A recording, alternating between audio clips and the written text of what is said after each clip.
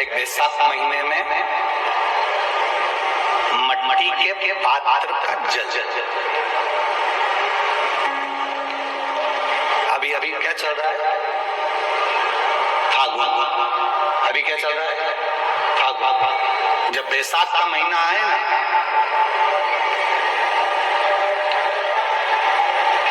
जितने यहाँ बैठे और जितने आस्था चैनल पर सुन रहे और जितने फेसबुक यूट्यूब पर कथा श्रवण कर रहे, जितने मोबाइलों पर देख रहे हैं, प्रयास करना बैसाख के महीने में मिट्टी के पात्र में जो रात्रि भर जल रखा हो, मिट्टी के पात्र में अगर आपके पास में घड़ा हो, हंडा हो, नी हो, तो दिया हो, दीपक हो, कुल्लड़ हो, कोई भी तुम्हारे पास में जो मिट्टी का पात्र उसमें जल भरना, वो जल बैसाख के महीने के किसी भी सोमवार के दिन, किसी भी सोमवार के बैसाख महीने या किसी प्रदोष के दिन या बैसाख महीने के शिवरात्रि के दिन मिट्टी के पात्र का जल अपने घर के प्रत्येक व्यक्ति का स्पर्श कराना, उस मिट्टी के पात्र के जल को तांबे के पात्र में डाल लीजिए और घर के प्रत्येक व्यक्ति का स्पर्श करा लीजिए और शंकर भगवान पर कुंदकेश्वर महादेव के नाम से समर्पित करिए।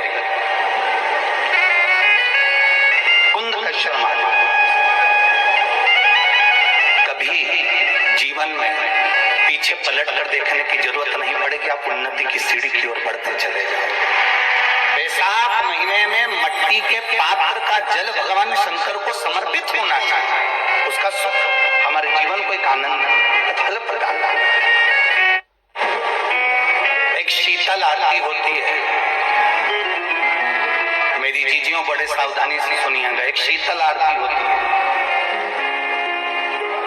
कभी अगर तुम्हारे जीवन में अगर कभी तुमको ऐसा लगे कि रोग बड़ा बड़ा भारी हो चुका है और बहुत भारी रोग मुझे घेरता जा रहा है, या डॉक्टर को दिखाने जा रहे हो, तुम्हें ऐसा लग रहा है कि डॉक्टर कोई बड़ी बीमारी बताएगा, तो उस समय पर शीतल आरती का प्रयोग करें।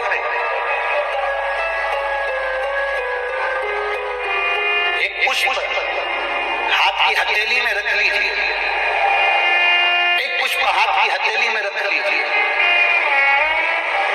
और यहाँ तक शास्त्र कहता है अगर हो सके तो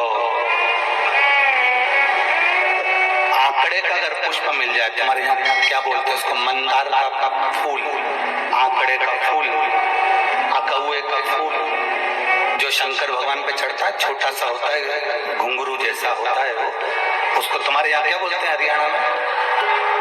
आंख का पुष्प बोलते हैं।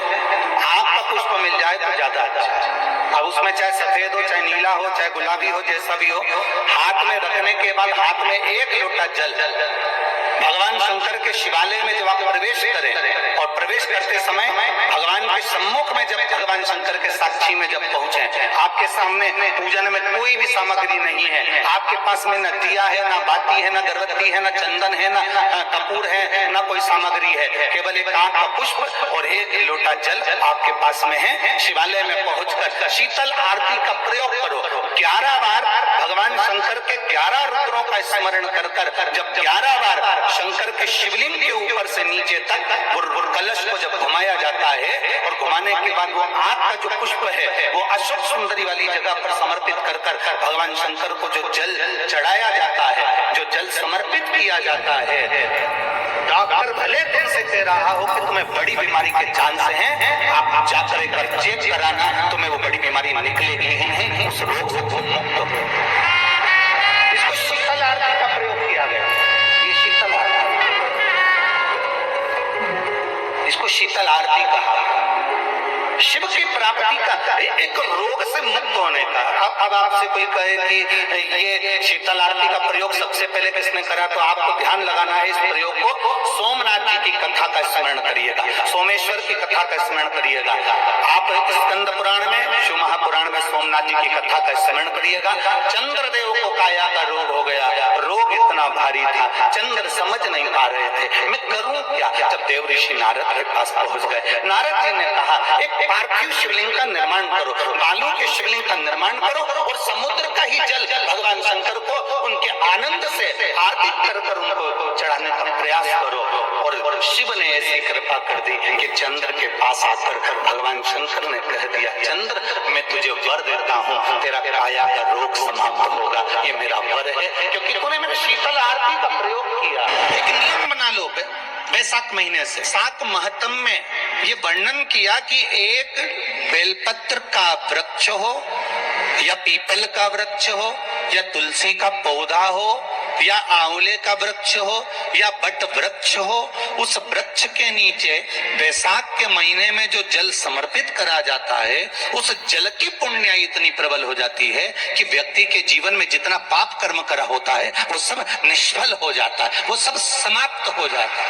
7 महीने में पार्थिव शिवलिंग के निर्माण का, और उसमें एक बात कही गई कि जब संसार का मनुष्य मृत्यु लोक में रहने वाला मानव, मृत्यु लोक में रहने वाला मनुष्य मिट्टी के शिवलिंग का निर्माण करता है, पार्थिव शिवलिंग का निर्माण करता है, और जिस घर में पार्थिव शिवलिंग का निर्माण होकर उसकी पूजन होती है, घर का सदस्य उस पर अगर एक बूंद जल समर्पित कर देता है तो जितने घर के सदस्य होते हैं उस पार्थिव शिवलिंग के निर्माण करने वाले होते हैं, पूजन करने वाले होते हैं, उनको 6 महीने तक किसी बड़ी बाधाओं को झेलना नहीं पड़ता, वो दुख अपने आप हट जाता है।